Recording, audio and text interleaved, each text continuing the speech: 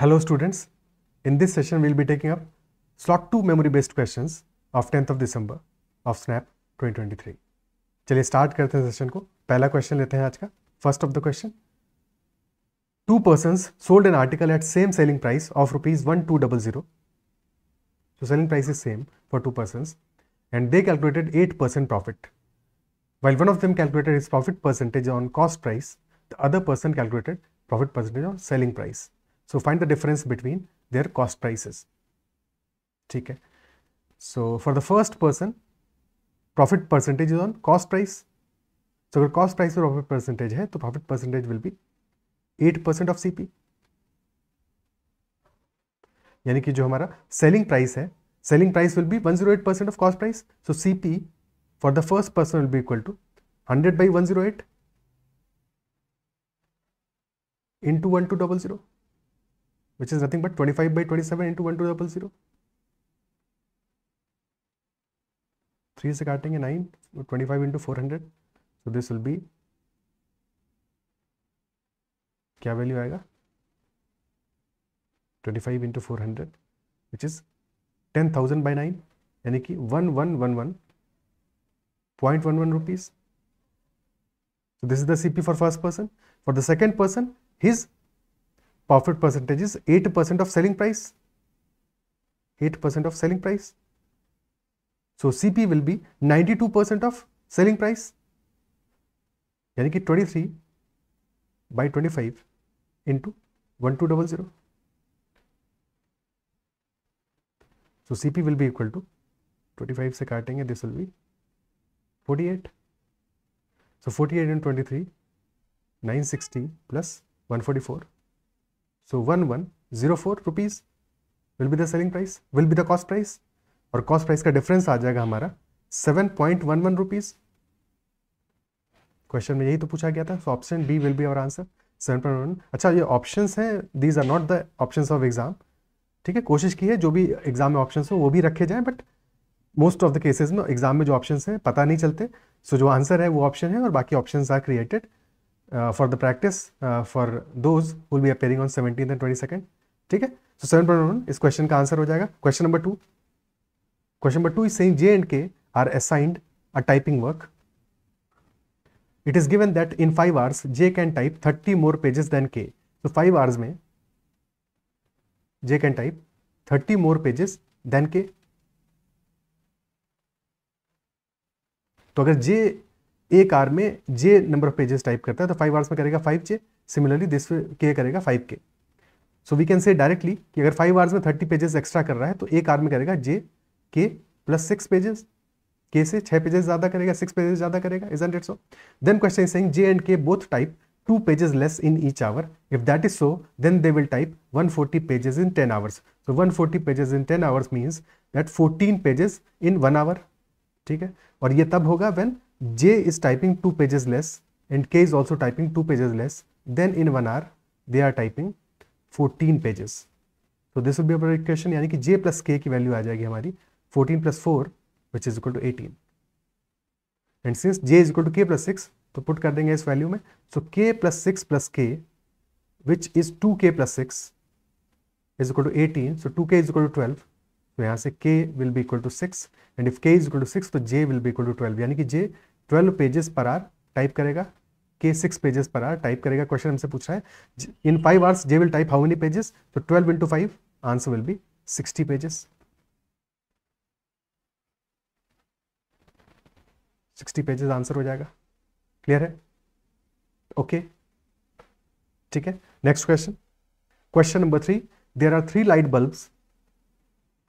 bulbs which blink at intervals of 24 seconds, 36 seconds and 54 seconds. If they all blink at 7:15 p.m, then at what time will they all blink together again? 7:15 p.m पे साथ में blink किया है. सो दोबारा कब साथ में blink करेंगे उसके लिए क्या करेंगे? we'll take LCM of these 3 values जब वो ब्लिंक कर रहे हैं, 24, 36 and 54.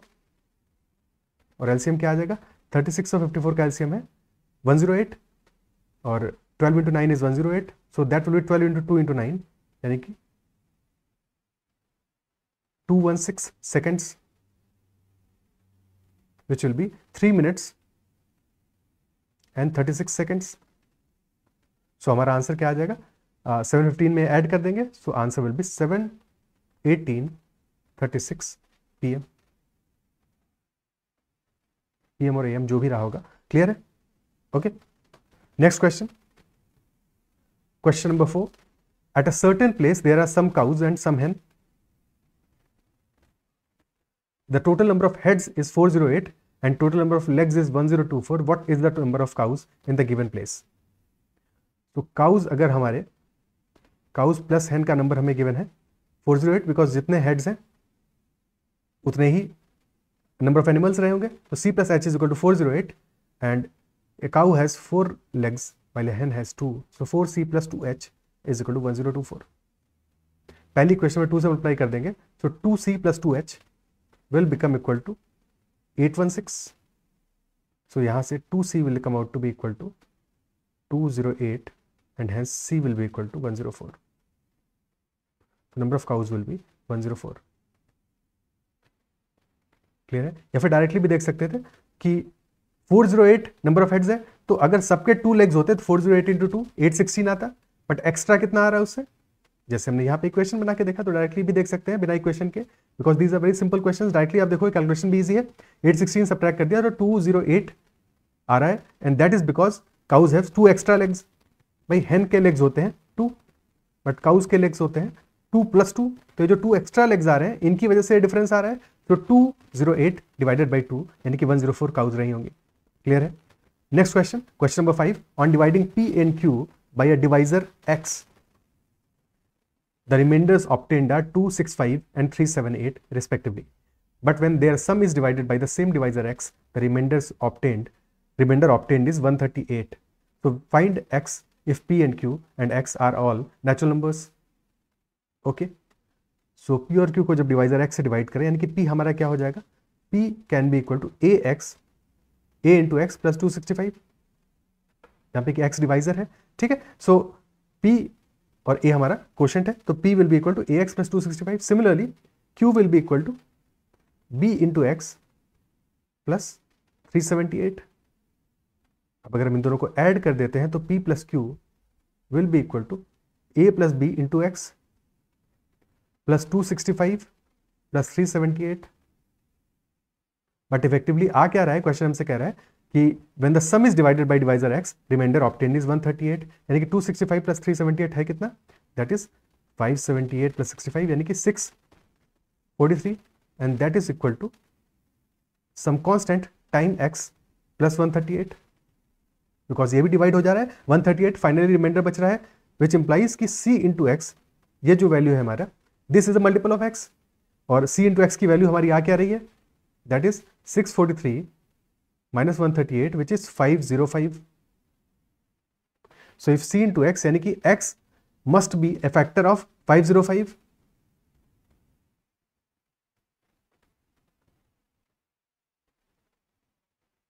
x must be a factor of 505.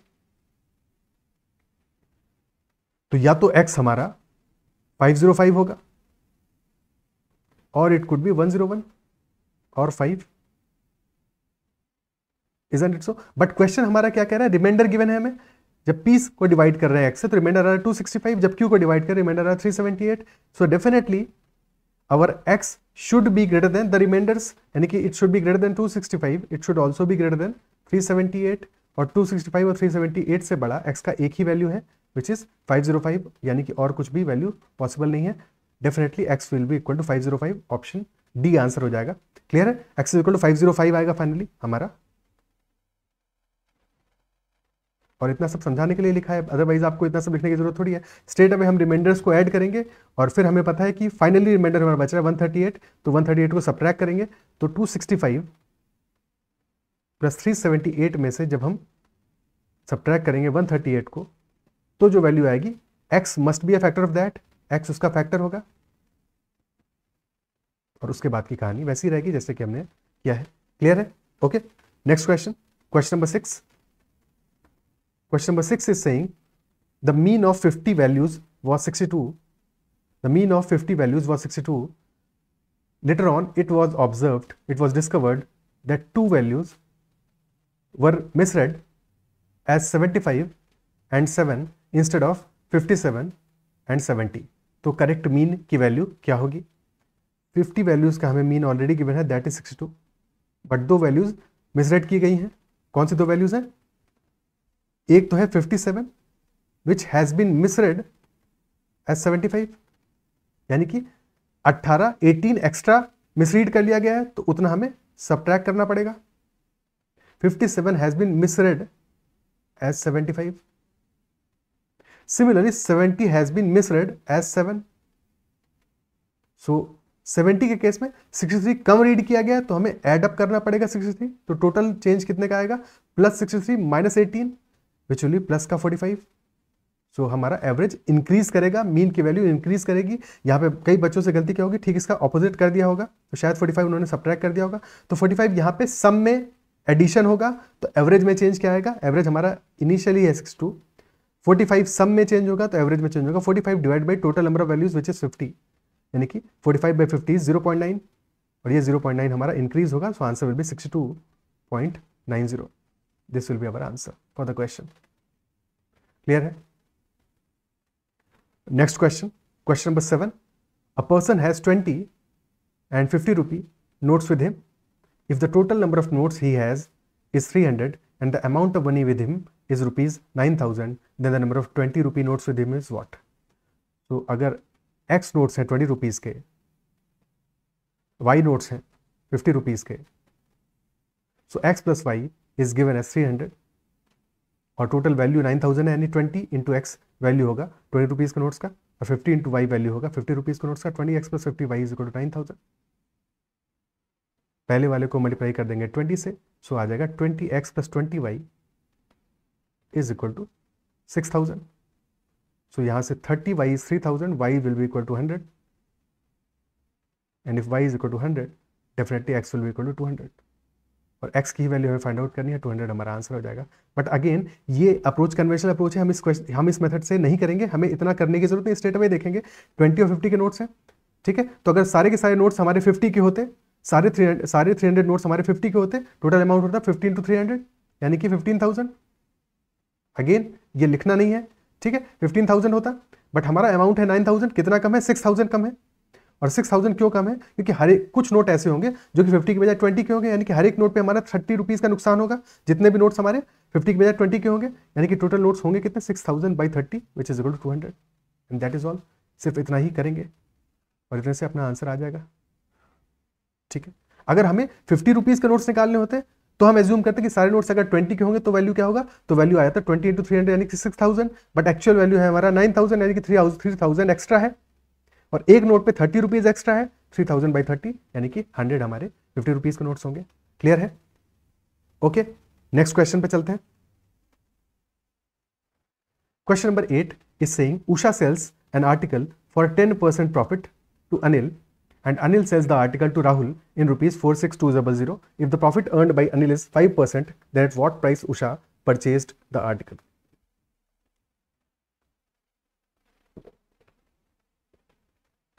इस क्वेश्चन में क्या होगा कि Usha is selling the article to Anil at 10% profit, and then Anil is selling article to Rahul at 5% profit. So 5% कितना होगा? 5% इज 1/20।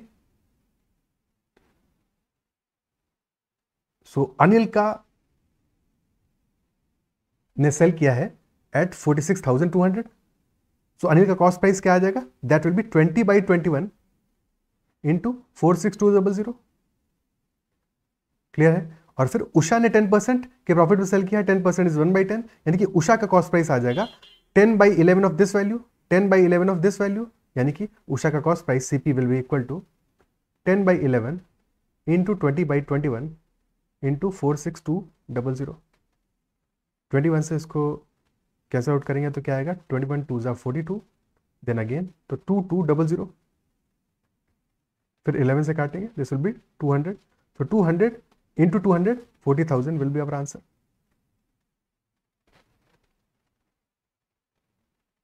क्लियर? ओके, बाकी इस चीज को ऐसे भी कर सकते थे कि उषा ने अनिल को 10% प्रॉफिट बेचा है, तो उषा का कॉस्ट प्राइस अगर 10 है तो अनिल का कॉस्ट प्राइस 11 होगा। एंड अनिल ने राहुल को सेल किया है एट 5% प्रॉफिट, यानी कि अनिल और राहुल का, अनिल का कॉस्ट प्राइस अगर 20 है, राहुल का 21 होगा। अब इक्वेट कर लें 10 × 20 यानी कि 200, 220 एंड 11 × 21 यानी कि 231, और हमें 231 की वैल्यू गिवन है विच इज 46,200, यानी कि 231 इंटू 200 कर रहे हैं तो 200 की वैल्यू आ जाएगी 200 इंटू 200 विच इज 40,000। क्लियर है? Okay, next question, question number 9। An amount becomes rupees 6615 in 2 years, and in 3 years the amount becomes from 6615 to 6,945.75 rupees when invested in a scheme that is compounding annually. So what is the rate of interest per annum? बहुत ही आसान सवाल है। Basically 6615 हमारा 2 years में amount है और 3 years में हो जा रहा है 6945.75 रुपीज। कितना बढ़ रहा है, कितना इंक्रीज हो रहा है? तो 330.75 रुपीज का इंक्रीज हो रहा है। और किस में इंक्रीज हो रहा है ये?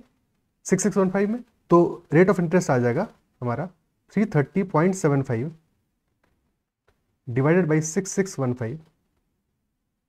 ठीक है, सो ये वैल्यू कितना आ रहा है? This is coming out to be 1/20। अगर आप ऑब्जर्व करो, इज दैट इट सो? 5% आ रहा है एग्जैक्टली, तो 5% हमारा आंसर आ जाएगा। कुछ भी और इसमें करने की जरूरत नहीं है। 10% आएगा 661.5 और उसका हाफ आ रहा है 330.75। ठीक है, तो डायरेक्टली अगर 5% निकालने में दिक्कत हो रहा है 10% निकाल लो, 661.50 आ जाएगा 10%। ठीक है, और फिर उसका डिवाइड बाई 2 कर देंगे, दिस इज 10%, और फिर डिवाइड बाई 2 कर दोगे तो 330.75 आ जाएगा विच इज 5%। अगर कोई और वैल्यू गिवन होता तो 10% से 5% निकालते, मे बी अगर 5.5% की वैल्यू गिवन होती फिर 0.5% निकालते तो इक्वेट कर लेते। ठीक है, या 4.5 होता तो 5% निकालते, फिर उसका 1/10 करते, 0.5% निकलता, सब्ट्रैक्ट करते उसको। क्लियर है? ठीक है, तो कोई भी वैल्यू इसके आसपास गिवन हो तो हम ऐसे इस कैलकुलेशन को कर सकते थे। Next question, question number 10। Question number 10 is saying an amount is taken as loan at 18% simple interest for 2 years. Loan for 2 years at 18% simple interest. Half the amount is invested at 18% interest compounded annually, and the rest is invested at 20% interest compounded semi-annually. So what will be the percentage profit on the loan amount? Let us say, क्योंकि amount की कोई भी value हम ले सकते हैं, कि हम अमाउंट मान लेते हैं अपना 2000 rupees, and this 2000 rupees is taken at 18% simple interest for 2 years। तो कितना सिंपल इंटरेस्ट पे करना पड़ेगा? 18% फॉर 2 years, तो 18% इंटू 2 36% ऑफ 2000, यानी 20 इंटू 36 720 रुपीज हमें पे करना होगा। This is cost. ठीक, फिर इसी 2000 में से 2 पार्ट किए गए 1000 के। 1000 rupees is invested, half the amount is invested 18% interest compounded annually. तो 18% CI पे 1000 इन्वेस्ट किया गया है, तो फर्स्ट ईयर का इंटरेस्ट कितना आएगा? 1000 का 18% यानी कि 180। नेक्स्ट ईयर 180 तो मिलेगा ही मिलेगा, और ये जो 180 हमें फर्स्ट ईयर में मिला था इस पे भी इंटरेस्ट लगेगा। 180 का 18% हो जाएगा 32.4 रुपीज। तो टोटल इंटरेस्ट यहाँ पे कितना आ गया हमारा? 180 प्लस 180 360 प्लस 32.40 यानी कि 392.40 रुपीज। और जो बचा हुआ 1000 रुपीज है that was invested at 20% compound interest semi annually, यानी कि 10% CI पर 6 months।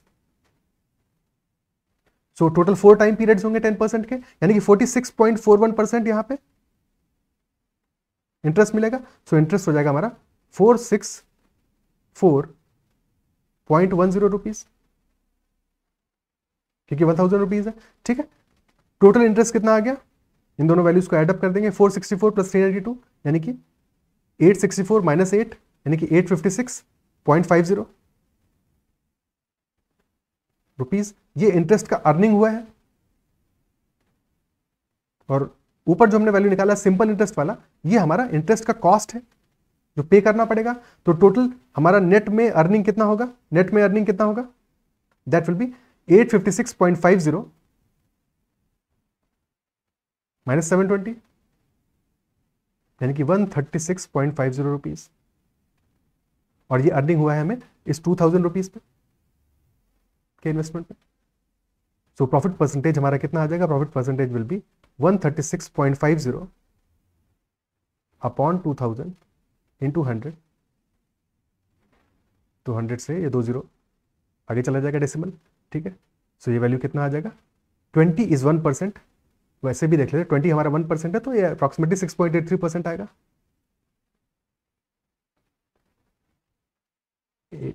ठीक है, क्लियर है, कोई दिक्कत? ऑप्शन बी आंसर आ जाएगा। नेक्स्ट क्वेश्चन पे चलते हैं। Question number 11 is saying there is an arithmetic progression such that ratio of sum of m terms and sum of n terms is given as m square upon n square, यानी कि sum of m terms upon sum of n terms is m square upon n square, ठीक है। Question पूछ रहा है what will be the ratio of mth term and nth term of the given AP, तो tm upon tn की value क्या होगी question में। ओके, सो जिस तरह से हम इस क्वेश्चन को सॉल्व करेंगे पहले वो देख लेते हैं, फिर कन्वेंशनल तरीके से भी थोड़ा सा सीख लेंगे, क्लियर है। तो यहां पे हम क्या कर सकते हैं, since m square upon n square given है तो हम अपना एज्यूम कर लेते हैं वैल्यू कि अगर हमारा सम n टर्म्स का n स्क्वायर आ रहा है तो सीरीज क्या बन सकती है हमारी, पहला टर्म होगा 1, नेक्स्ट टर्म होगा 4, देन नेक्स्ट टर्म होगा 9, then 16, then 25 and so on. और अगर सम हमारा 1, 4, 9, 16, 25 आ रहा है तो टर्म क्या क्या होंगे, पहला टर्म तो 1 ही होगा बिकॉज 1 सम है, 2 टर्म्स का समय 4 यानी कि second term will be 3, 3 terms का समय 9 यानी कि नेक्स्ट टर्म क्या होगा 9 माइनस 4 यानी कि 5, देन नेक्स्ट टर्म होगा 16 minus 9 which will be equal to 7 and then 9। So every term is what 2n minus 1 in general, tn is equal to 2n minus 1, isn't it so? ठीक है, तो directly ये solve हो जाएगा, कोई दिक्कत, कोई समस्या। इसी बात को अगर हम जनरलाइज करें तो ऐसे भी कह सकते थे कि सम ऑफ n टर्म्स आ रहा है हमारा n स्क्वायर, तो सम ऑफ n माइनस 1 टर्म्स क्या आएगा, n माइनस 1 का square which is n square minus 2n plus 1। और अगर हम सम ऑफ n टर्म्स में से सम ऑफ n माइनस 1 टर्म्स घटा देंगे, सब्ट्रैक्ट कर देंगे, so that will be the nth term, n में से n माइनस 1 टर्म सब्ट्रैक्ट करेंगे तो tn बचेगा और tn हमारा हो जाएगा n square minus n square minus 2n plus 1 which will be equal to 2n minus 1। So tm upon tn will be nothing but 2m minus 1 upon 2n minus 1, clear है? Okay, दोनों तरीके समझ में आने चाहिए, कोई दिक्कत? ठीक है, नेक्स्ट क्वेश्चन पे चलते हैं। Question number 12 is saying log of 17 on the base 5 into log of 19 on the base 17 into log of 56 on the base 19 into log of 125 on the base 56। Values में थोड़ा सा वेरिएशन हो सकता है, चाहे स्टार्ट का टर्म लास्ट का term same होंगे, बाकी बीच में थोड़ा वेरिएशन होगा, बट अल्टीमेटली यहाँ पे क्या होगा, वो अप्रोच सेम ही रहेगा, आंसर सेम ही आएगा, उससे कोई फर्क नहीं पड़ेगा। तो log of 17 on the base 5 is nothing but log of 17 on the divided by log of 5। Similarly log of 19 on the base 17 हो जाएगा log of 19 divided by log of 17 multiplied by log of 56 upon log of 19 multiplied by log of 125 upon log of 56। Basically ये सारी की सारी values हमारी 17 से 17 cancel हो जाएगा, 19 से 19, log 56 से log 56 कैंसिल हो जाएगा, बच जाएगा हमारा सिर्फ log of 125 यानी त्रिवेदी बचेगा और डिवाइडेड बाई log of 5। तो log of 125 on the base 5 हमें निकालना है। स्ट्रेट अवे यहाँ से भी यही चीज़ समझ में आनी चाहिए, 17 से 17 कटा, 19 से 19, 56 से 56। सो log of 125 on the base 5 बचा, 125 हमारा है 5 का क्यूब, तो log of 5 का cube on the base 5, so answer will be equal to 3। Clear? Okay, next question, question number 13। अगर सेशन पसंद आ रहा है तो इस सेशन को लाइक जरूर कीजिएगा, अगर चैनल को अब तक सब्सक्राइब नहीं किया है तो जरूर कर लीजिएगा, और किसी भी क्वेश्चन में, जो भी क्वेश्चन अभी तक हमने डिस्कस किए हैं, अगर कहीं पे भी कोई डाउट रहता है तो make sure to comment about that and I will try to resolve that doubt as well. ठीक है, तो there are two quadratic expressions which are given as follows. A expression है हमारा x square minus 5x plus 6, x square minus 5x plus 6 which is nothing but x minus 2 into x minus 3, isn't it so? और B expression है हमारा x square minus 9x plus 20 which is x minus 4 into x minus 5। सो अगर हम इनका graph बनाए, दोनों का graph draw करें समझने के लिए। सो फर्स्ट इक्वेशन ए का there are 2 roots, 2 at 2 and 3, तो ऐसा कुछ ग्राफ बनेगा। Similarly for B this is equation A, similarly for B there are roots 4 and 5, so b का graph will be like that, like this. And question कह रहा है if x is less than 0 then which of the following is true. So we can observe that for x की values less than 0, b का graph is above a का graph, isn't it so? But we cannot be certain unless we know for sure. So अगर b का graph, क्या जरूरी थोड़ी है कि हमेशा ऊपर ही रहे, हो सकता है आगे जाके का ग्राफ काट के ऊपर निकल जा रहा हो, isn't it so? That is quite possible unless we know for sure. So क्या कर सकते हैं उसके लिए, a और b की इक्वेशन को इक्वेट करते हैं, यानी कि x square minus 5x plus 6 is equal to x square minus 9x plus 20। जब हम इन दोनों इक्वेशन को इक्वेट करके सॉल्व करेंगे तो इससे जो हमें वैल्यू मिलेगी that will be where the graph of A and graph of B are intersecting. So यहां से एक्स स्क्वायर कैंसिल आउट हो जाएगा, आ जाएगा हमारा 9x माइनस 5x यानी कि 4x is equal to 20 minus 6 14। So x will be 14/4 which is nothing but 7/2। So x is equal to 7/2 is the only point where the two graphs are intersecting, यानी कि दोनों के दोनों graph सिर्फ इसी point पे इंटरसेक्ट कर रहे हैं, x इज इक्वल टू 7/2 पे, इसके अलावा कहीं पे इंटरसेक्शन नहीं होगा। So if b graph of b is above graph of A, so it will always remain above graph of A on the left side of this intersection point. ठीक है, similarly graph of B is below graph of A on the right side of this intersection point. So in general अगर बात करें, so when x is less than 7/2, B is always greater than A, and when x is greater than 7/2, B is always less than A. And at x is equal to 7/2 both are equal. Question हमसे x less than 0 पे पूछ रहा है, जो कि x less than 7/2 का ही एक portion है, so b will be greater than a, option B will be our answer. Is that clear? अच्छा सवाल था, ठीक है, और कॉन्सेप्चुअल क्वेश्चन था। हालांकि इस क्वेश्चन को करने का एक और अप्रोच है, उसको भी देख लेते हैं, उसको भी सीख लेते हैं। तो a हमारा है x square minus 5x plus 6 and b is x square minus 9x plus 20. So we can write this as x square minus 5x minus 4x plus 6 plus 14. So now this becomes x square minus 5x plus 6 minus 4x plus 14. और ऐसा इसलिए लिखा कि अब b has become b is equal to a minus 4x plus 14 और x is less than 0. तो if x is less than 0, x negative है तो माइनस 4x हमारा पॉजिटिव होगा, ग्रेटर देन 0 होगा। सिमिलरली 14 भी तो ग्रेटर देन 0 है, दोनों ही वैल्यूज हमारी पॉजिटिव हैं। So b is equal to a plus some positive value, so definitely b is greater than a, isn't it sir? That is done. Clear? But ये कब है? जब x हमारा लेस देन 0 है। जब x ग्रेटर देन 0 होगा तो यहां पे कंडीशन देखनी पड़ेगी, उस केस में कंडीशन देखनी पड़ेगी, बिकॉज ऑब्वियसली 14 माइनस 4x हमारा कुछ वैल्यूज के लिए निगेटिव होगा, कुछ के लिए पॉजिटिव होगा। ऑब्वियसली जैसे हमने यहां पे देखा कि जब हमारा वैल्यू 7/2 से छोटा होगा तब तो पॉजिटिव होगा, बट उसके बाद में फिर निगेटिव हो जाएगा, तो फिर उल्टा हो जाएगा एक्सप्रेशन हमारा। क्लियर है? But this approach seems much simpler, isn't it so? But दोनों अप्रोचेस क्लियर होनी चाहिए, ठीक है। नेक्स्ट क्वेश्चन पे चलते हैं। Question number 14, if the geometric mean between a and b is a to the power n plus 1 plus b to the power n plus 1 divided by a to the power n plus b to the power n, तो value of n question में क्या होगा? ठीक है, अगर ये question आपने नहीं सॉल्व किया है तो एक बार खुद से अटेम्प्ट करने की कोशिश कीजिए, उसके बाद में सॉल्यूशन को चेकआउट कीजिए। तो ज्योमेट्रिक मीन वी नो कि a और b का ज्योमेट्रिक मीन होगा क्या एक्चुअल में? That will be square root of ab, which is nothing but a to the power half into b to the power half, and that is equal to a to the power n plus 1 plus b to the power n plus 1, because given है question में कि यही geometric mean है, so upon a to the power n plus b to the power n।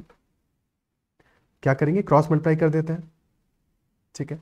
सो हमारा value आ जाएगा a to the power n into a to the power half, यानी कि a to the power n plus half into b to the power half plus b to the power n plus half into a to the power half, and that is equal to a to the power n plus 1 plus b to the power n plus 1। Is that clear?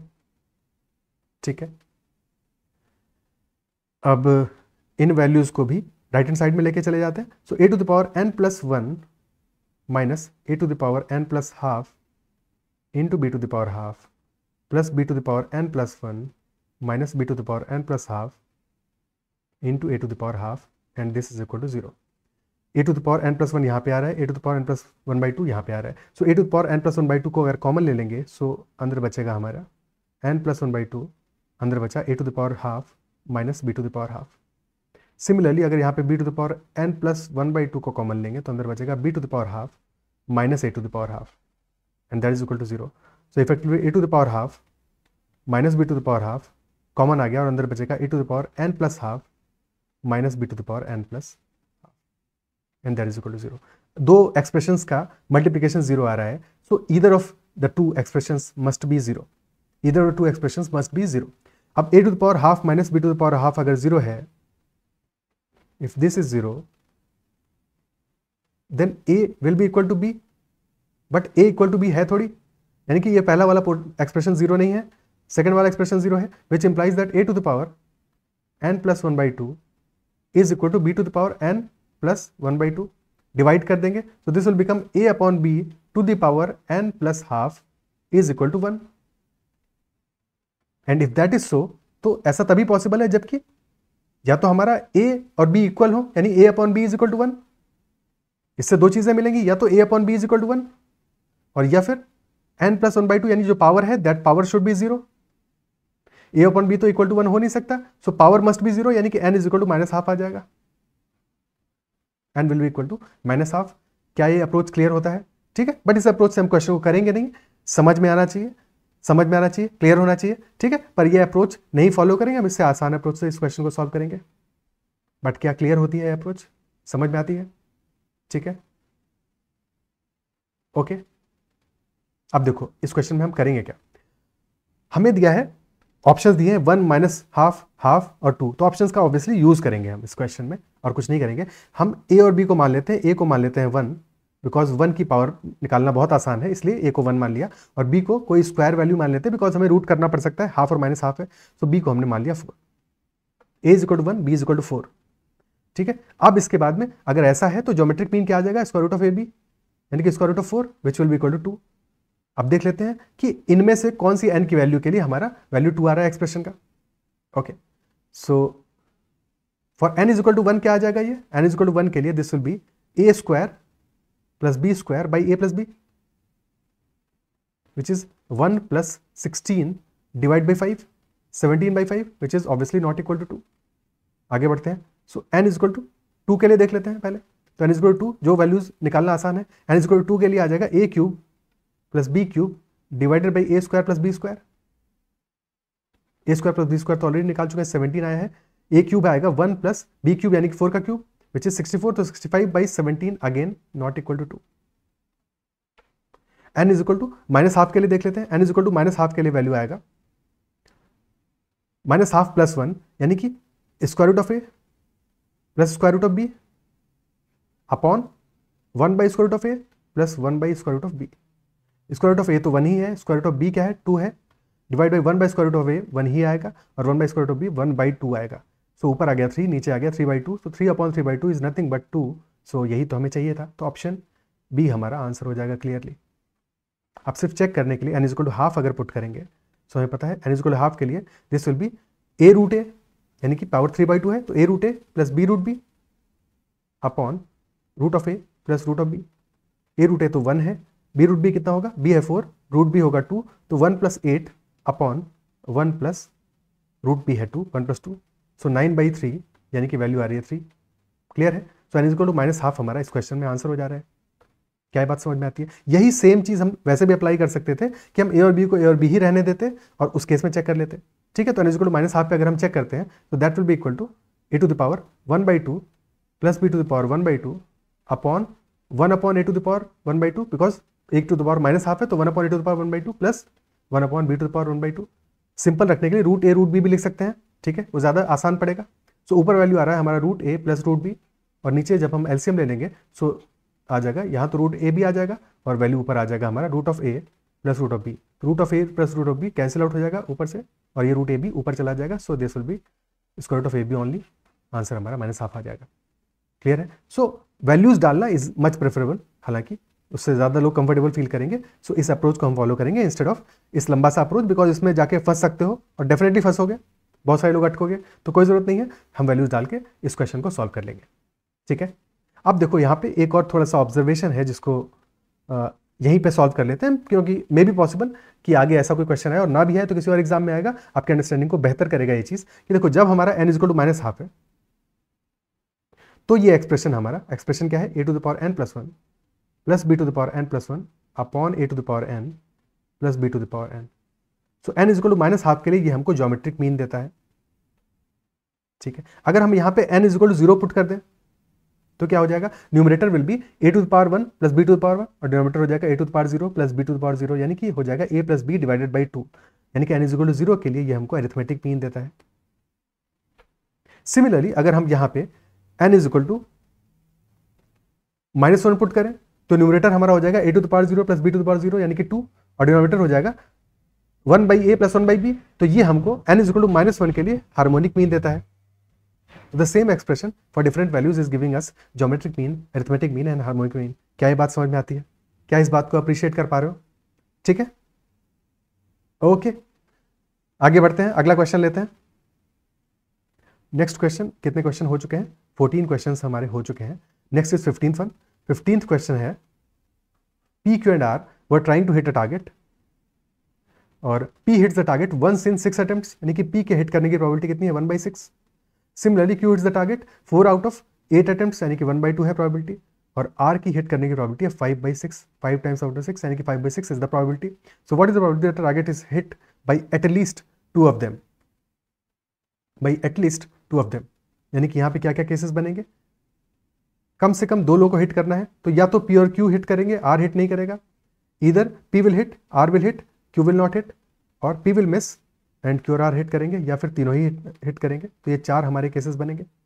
First case में probability क्या आएगा, P और Q दोनों hit कर रहे हैं, ठीक है, तो यानी कि 1 इंटू 1 यानी 1/6 इंटू 1/2 इंटू 5/6 को 1 में से सब्ट्रैक्ट करेंगे, तभी तो मिस करने की प्रोबेबिलिटी आएगी। ठीक है, सो 1/6 इंटू 1/2 इंटू 1/6, यानी कि दिस विल बी 1/72। और दूसरे केस में प्रोबेबिलिटी आएगी हमारी 1/6 इंटू 1 - 1/2, वो जो भी 1/2 होगा, इंटू 5/6, यानी कि 5/72। थर्ड केस में दिस विल बी 5/6, क्योंकि P मिस कर रहा है, into 1/2 into 5/6, so this will be 25/72। Last case में this will be 1/6 into 1/2 into 5/6, which is nothing but 5/72। Add कर लेते हैं सारी वैल्यूज को, तो 25 + 5 30 + 6 36/72, विच is nothing but 1/2। So answer हमारा आ जाएगा 1/2। क्लियर? ओके, इजी क्वेश्चन है, बट ये क्वेश्चन बार बार रिपीट होता है, और स्नैप में you must have also observed कि देयर आर मेनी क्वेश्चंस जो कि बस वैल्यूज चेंज होती हैं, बट क्वेश्चन का जो बेसिक एसेंस है वो वही सेम रहता है और वही रिपीट होता है बार बार। ठीक है, इसलिए प्रीवियस ईयर क्वेश्चंस का रेलेवेंस इंपॉर्टेंस बहुत बढ़ जाता है।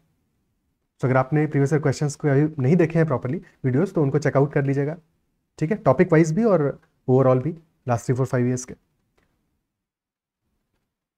Next question, question number 16, an antenna is fixed vertically on the top of a 200 metre tower. एक 200 मीटर टावर के ऊपर एंटेना हैज बीन फिक्स्ड। ठीक है, the angle of elevation of the top of the antenna observe from a point on the ground is 60 degrees. So angle of elevation of the top of antenna is 60 degrees, and then the angle of elevation of the top of the tower from the same point on the ground is 45 degrees. This is 45 degrees. The height of the antenna in meters is what? That is the question. So this tower is 200 meters, that is given. तो अगर 45 degree के सामने 200 की side आ रही है, तो definitely ये angle भी 45 ही तो होगा, so this will also be 200 metres. ठीक है, then this angle 60, so this angle will be 30, ये एंगल 30 होगा।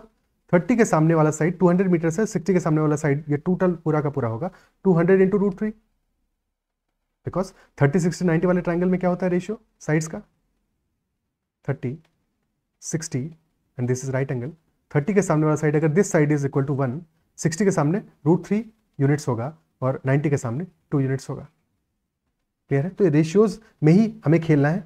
ठीक है, इससे बाहर नहीं जाना है. 200 √3 टोटल आ गया, इसमें से 200 सब्ट्रैक्ट कर देंगे तो हमें एंटेना का हाइट मिल जाएगा. एंटेना का हाइट हमको पता चल जाएगा. सो दिस एंटेना का height will be equal to 200 √3 minus 200, which is nothing but 200 into √3 minus 1, and √3 is 1.732, so 200 into 0.732, which will be nothing but 146.4 meters. Option C answer आ जाएगा 146. Clear है? Okay, ठीक है. Next question, question number 17. Question number 17 is saying there are two boys 12 kilometers apart facing towards each other, यानी कि opposite direction में देख रहे हैं. They both saw hot air balloon in front of them. तो एक हॉट एयर बैलून है उनके सामने और दोनों उसको ऑब्जर्व कर रहे हैं. The first saw it at an angle of elevation of 60 degrees. पहले वाले ने देखा है तो उसका एंगल ऑफ एलिवेशन है 60 डिग्रीज का. And the other person saw it at an angle of elevation of 30 degrees. ठीक है, diagram is not to the scale. So this angle is 30 degrees. Then question is find the height of hot air balloon from the ground. तो हमें height पता लगानी है. ये height कितनी होगी, h की वैल्यू कितनी होगी, यही क्वेश्चन हमसे पूछ रहा है. ओके, टोटल डिस्टेंस हमें गिवन है 12 किलोमीटर्स का, तो ये पूरा डिस्टेंस हमारा 12 किलोमीटर्स का है. कोई दिक्कत? सो इफ सबसे छोटी साइड क्या होगी, दिस इज 30 डिग्री. ठीक है, सो अगर if this portion, if this is equal to 1 units, if this is 1 units, तो ये h जो हमारा पूरा का पूरा ये कितना आ जाएगा, this will be equal to √3 units. And if 30 के सामने वाला side this is equal to √3, तो ये वैल्यू हमारा आ जाएगा 3 यूनिट्स के बराबर. ठीक है, आई रिपीट, इस 30 डिग्री एंगल के सामने का side, if this is equal to 1 unit, तो 60 के सामने वाला साइड, ये हाइट हमारा h will be equal to √3 units. And similarly since h is opposite to this 30 degree angle, so 30 के सामने इफ √3 है तो 60 के सामने, because this will be 60 degrees, 60 के सामने हो जाएगा हमारा √3 into √3 which will be equal to 3 units. तो 1 यूनिट प्लस 3 यूनिट यानी टोटल 4 यूनिट की वैल्यू हमें दिया है 12 kilometres. 4 unit is equal to 12 kilometres, यानी कि 1 unit is equal to 3 kilometres. और क्वेश्चन में हमसे पूछा क्या है, हाइट पूछी है, और हाइट हमारी है क्या, हाइट है √3 यूनिट्स के बराबर. तो √3 यूनिट हमारा आ जाएगा 3 किलोमीटर्स. तो बैलून की हाइट हो जाएगी 3 किलोमीटर्स, जो कि ऑप्शन में गिवन नहीं है, तो नवदीज आंसर हो जाएगा. क्लियर है? इस क्वेश्चन में हालांकि मुझे थोड़ा सा एक जो डाउट है कि यहाँ पे वॉज देयर क्लियरली मेंशन्ड कि ये जो दोनों बॉयज हैं ये दोनों अपोजिट डायरेक्शन में खड़े हैं बैलून के, और वॉज इट नॉट? बिकॉज अगर दोनों सेम डायरेक्शन में होंगे बैलून के तो फिर आंसर 6 √3 आएगा. ठीक है, तो ये एक कमेंट में आप लोग मेंशन करना कि was it specifically mentioned that they are on the opposite direction of the balloon और नॉट. बिकॉज अगर दोनों सेम डायरेक्शन में है तो आंसर विल बी 6 √3. और ये क्वेश्चन की लैंग्वेज पे डिपेंड करेगा, क्वेश्चन में एग्जैक्टली लिखा क्या हुआ था. ठीक है, क्योंकि अगर सेम डायरेक्शन में है तो फिर एज आई सेड कि उस केस में फिर हमारा जो आंसर है दैट विल बी, अगर सेम डायरेक्शन में होंगे तो देखो क्या स्टोरी बनेगी हमारी. एक के लिए 30 डिग्री एंगल आ रहा है, एक के लिए 60 डिग्री एंगल आ रहा है. This is 30, this is 60. Okay, और and if this is 1, this will be 1/√3. Sorry, this will be √3, क्योंकि 30 के सामने 1 था, सो दिस विल बी √3. और फिर 30 के सामने इफ दिस इज √3, तो ये पूरा का पूरा हमारा 3 यूनिट्स आ जाएगा. 3 - 1 यानी कि दोनों के बीच का जो डिफरेंस है दोनों बॉयज के बीच का, दैट विल बी 2 यूनिट्स. और 2 यूनिट्स की वैल्यू आ जाएगी 12 किलोमीटर्स, यानी कि 1 यूनिट की वैल्यू आ जाएगी 6. सो √3 की आ जाएगी 6 √3. तो ये एक बार चेकआउट कर लेना और कमेंट में जरूर मेंशन करना कि पहला वाला केस स्पेसिफिकली मेंशन था या नहीं. अगर ये मेंशन था तो डेफिनेटली आंसर हमारा 3 √3 आएगा, कोई इसमें डाउट ही नहीं है. और अगर ऐसा नहीं था तो फिर उस केस में फिर 6 √3 आएगा. Okay, question number 18. A tree breaks due to a storm and the broken part bends so that the top of the tree touches the ground, making an angle of 30 degree with it. The distance between the foot of the tree and the point where a top touches the ground is 25 meters. Then height of the tree will be what? सो पहले हमारा एक tree, let us से storm के पहले की कहानी, तो storm के पहले तो ये ट्री आराम से खड़ा होगा, ठीक है, कोई दिक्कत नहीं थी। बट स्टॉर्म आने के बाद में क्या हुआ, ट्री हमारा बेंड कर गया और यहाँ से ब्रेक कर गया, और ब्रेक करने के बाद में ये ग्राउंड पे टच कर गया। Okay, so top of the tree touches the ground making angle of 30 degree. 30 degree का एंगल भी बना रहे हैं, this angle is 30 degrees. If this is 30 तो ये एंगल हमारा 60 डिग्री होगा, और राइट एंगल ट्रायंगल है ऑब्वियसली, ठीक है। क्वेश्चन हमसे क्या कह रहा है, distance between the foot of the tree, यानी कि इस पॉइंट और where the top touches the ground, इन दोनों के बीच का जो डिफरेंस है, डिस्टेंस है, दैट इज 25 मीटर्स। तो question is asking height of the tree, यानी कि ये पूरी वैल्यू हमसे पूछ रहा है, ये पूरी वैल्यू पूछ रहा है, ठीक है। Height of the tree initially जितना था उसके बारे में बात कर रहा है, तो क्या होगा, तो हमें पता है 30 डिग्री के सामने वाला साइड, अगर if this portion is equal to 1 unit, तो ये पोर्शन हमारा आ जाएगा √3 यूनिट, और ये पोर्शन आ जाएगा 2 यूनिट, ठीक है। टोटल हाइट हमारी होगी 3 यूनिट्स, और जबकि √3 यूनिट की वैल्यू है 25, तो अगर √3 यूनिट हमारा 25 के बराबर है, तो 1 unit will be equal to 25 upon √3। पर हमको क्या चाहिए, हमें चाहिए है 1 + 2 यानी कि 3 यूनिट्स, क्योंकि टोटल हाइट 3 यूनिट्स है, तो 3 यूनिट की वैल्यू हो जाएगी 25/√3 into 3, which is nothing but 25 into √3, जो हो जाएगा 25 इंटू 1.732, ठीक है। तो क्या वैल्यू आ जाएगा, 25 प्लस 25 इंटू 0.73, कितना आ जाएगा, 25 इंटू 0.7 आ जाएगा हमारा 17.5, और 25 इंटू 0.03 आ जाएगा 0.75। तो ये वैल्यू हमारा आ गया 25 + 17 42 प्लस 1.25 यानी कि 43.3 मीटर्स के आसपास वैल्यू आएगा। That will be our answer, यानी कि option C will be the answer. Clear होता है, ठीक है। 43.3 मीटर्स हमारा इस क्वेश्चन का सॉल्यूशन हो जाएगा। I guess these are all the questions, all the memory based questions of slot 2 session. I hope आपको सेशन पसंद आया होगा, क्वेश्चन समझ में आए होंगे, और कहीं पे भी कोई डाउट रह जाता है तो make sure to ask about that doubt as well in the comments. और अगर सेशन पसंद आया है तो भी आप कमेंट में फीडबैक दे सकते हो, and you can like the session. And अगर अब तक चैनल को सब्सक्राइब नहीं किया है तो ज़रूर कर लीजिएगा। अगर आपने स्लॉट 1 के सॉल्यूशंस नहीं देखे हैं तो उनको भी ज़रूर चेकआउट कर लीजिएगा। That is all for the session. Bye bye, take care, ख्याल रखिए, पढ़ते रहिए। See you in the next session.